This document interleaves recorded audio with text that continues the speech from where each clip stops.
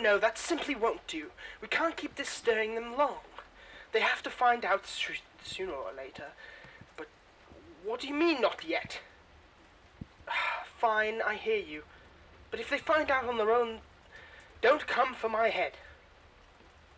Okay, nobody's signing off.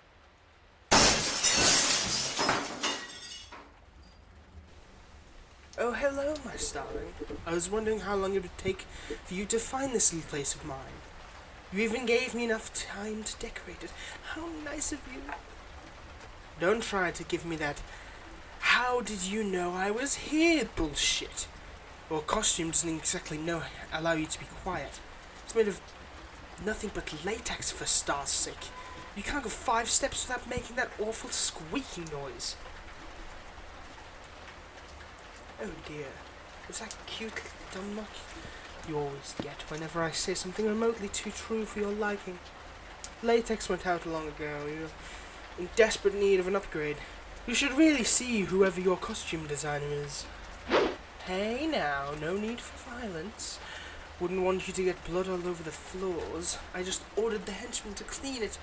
And you know henchmen, if there's blood all over the place, they charge extra. I don't get paid enough to pay the extra well. I don't get paid enough to do the extra. Well, I do. But it would be nice not to. Oh, you poor sweet thing. What did they teach you in that hero school? With how money that public taxes it swallows up, I should hope they think you did. I should hope to think that they teach you the basics. Of course villains get paid. How else do you think I can afford to make the new machines and new tools to whoop your little hero butts with? Like anybody else, we have to stick to budget. And a small amount of that budget goes towards villainy costs. God, if more villains were secretly rich billionaires, there might actually be less supervillains, and more just your everyday billionaire villain. At least we pay our workers a livable wage and give them health benefits. I mean, and even that is just the bare minimum. I do not go into the whole tangent of how supervillains pay their workers, the actual billionaires, and people that are supposed to be helping their workers. Ugh, don't even get me started, Starlight. Do we really have to do the whole battle thing now? I don't think that it's all necessary, but fine, since you insist. Oh no, don't throw my computer. I just bought that. Oh, my favourite mug. Henchman Dave. Got me that before he retired. Oh, I hope he's well.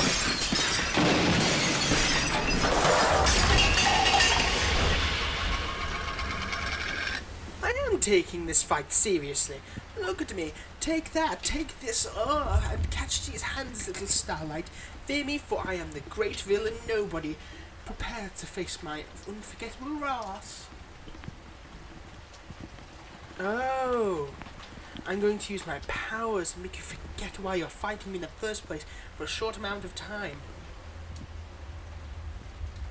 Okay, well, what exactly do you want me to say? At least I'm grown up to admit that my powers aren't all that scary. Like, what am I going to do? Make you forget you walked into a room? Yes, that's me, but hear me out. It's really funny to watch you enter the room over and over again and forget why you walked in there every time. Hey, I thought you heroes weren't about using words before actions. Aren't you supposed to be like symbols of peace and that all be right? Which we all know is a big fat lie, by the way. You snobby elitists with your perfect powers aren't fooling anyone. Well, not any of us, but still. Hello? Are you blind? Heroes are so elitist. You prioritize those good powers, hype them up on the whole you can do good for humanity, make the world a better place story, and then send them out into the world to fight people like me with the bad and the evil powers. Don't try to give me that everyone has an equal chance story either, because face it, people with perfect powers like flight or super strength or power over the good elements get sponsorships and free hero college admissions, whilst people like me get thrown to the side like nobodies. No, I am nobody. Literally. It's what people like you call me for so many years, so I just made it my name. It was either that or evil when I tried to use my powers for good, so I turned to the one place that people see me for me, and not just my power. As well, it kind of links to my power, considering nobody remembers me, or I do the good old mind tricks on them, make them forget I was ever there. Look, you're new to the whole hero thing from what I've heard. You got your powers from some fallen star thing, and now you've got some magic star thing. And now you're just doing whatever the big guys in suits and fancy costumes tell you to do. But let me give you some advice. As soon as they become useless, or have even the smallest bit of controversy, or if the public ever began to see you as a villain, they will drop you as faster than they ever picked you up.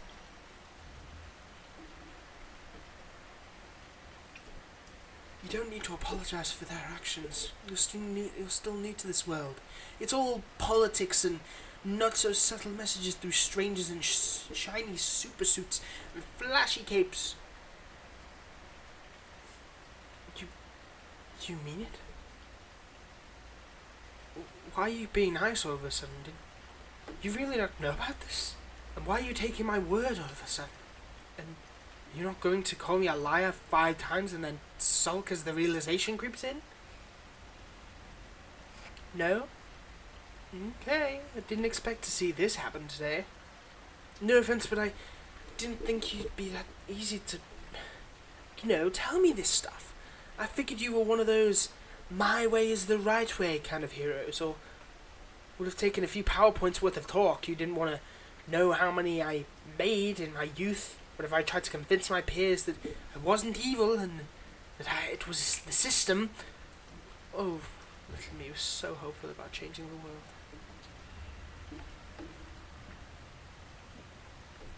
Well, I think now you make a choice. You either fight for a system you know is corrupt, or you fight against the system in an attempt to make things right. But that would mean people being labelled as a villain like me. But hey, it means I can get you a much better costume. Oh please, everyone knows villains get the best costumes. Why else do you think we have so many fans? All your fans call you Sweet Star Baby. Now get ready for Big Star Baby.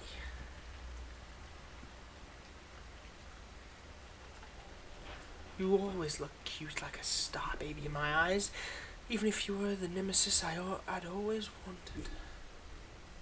No, I don't think you should become a villain. You're too bright-eyed to become a villain just yet. Maybe wait a few more years or like a decade, then I'll reconsider letting you join the Villain League.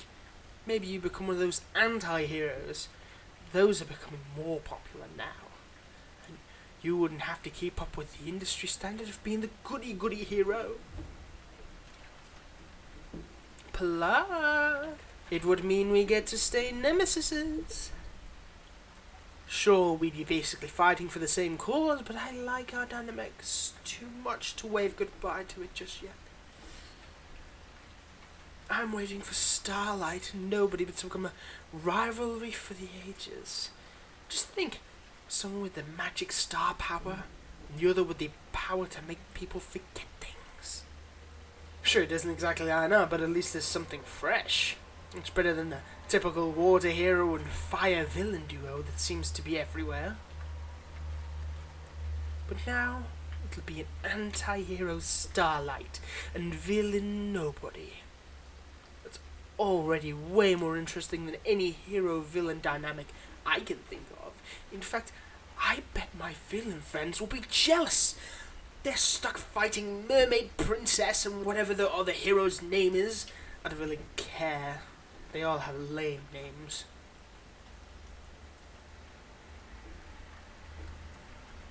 You better get going if you want to turn your cape before the Hero HQ closes for the night. You think with all the things they put heroes through, they'd be open 24/7? But they can't even pretend to care about the well-being of anybody below the top 10.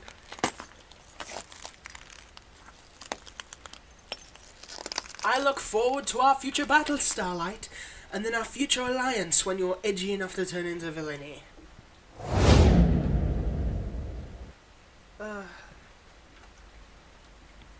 She'll make a great villain one day.